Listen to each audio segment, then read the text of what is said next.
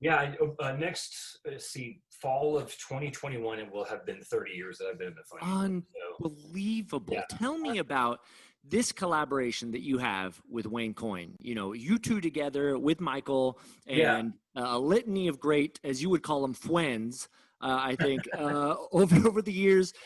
Tell us about this connection and collaboration, just how it feels now. I mean, to have a relationship that is longer than most marriages, that Yeah. bands never get this far. Like, tell us about that. No, we talk about it on a fairly regular basis that how fortunate we are that things have turned out the way they turned out. When I joined the band originally, I signed on as the drummer because their drummer had quit and they were looking Right. for a drummer. They saw a videotape of me playing with this other band. They found out where I lived, and the Flaming Lips had become one of my favorite bands at that time.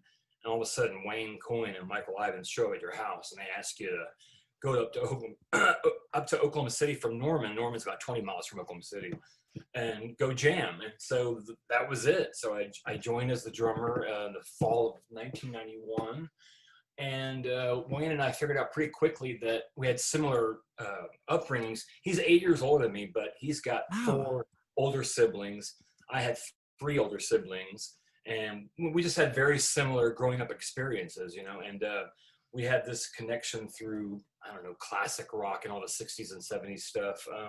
It was just a real natural fit. And, they started to discover that I played piano and other stuff, and we just started doing more of that. And Mm. it was working out. And then we just got to a place where we're just really comfortable working on stuff together. But we've gone so long now that if I have an idea and I do something, say here in my little studio, and I ship it to him and I get no response, I know that I didn't really do much for him, and that's it. And Oh, I'll go okay. back to the drawing board or whatever. And the Yeah. same for him. If he Yeah. sends me something and I don't jump right on it, he knows that I'm not that into Mm-hmm. it. So Mm-hmm. we have this, it's a really easygoing way of making music we do nowadays. So Well, let me ask about that. So now you have a mode. You can sort of read each other's minds, right? But what was the moment where you go, "Oh, this is my brother in music"? Like, is there a moment? Is there a session or a song or an album where you go, "Yep, we're locked in"?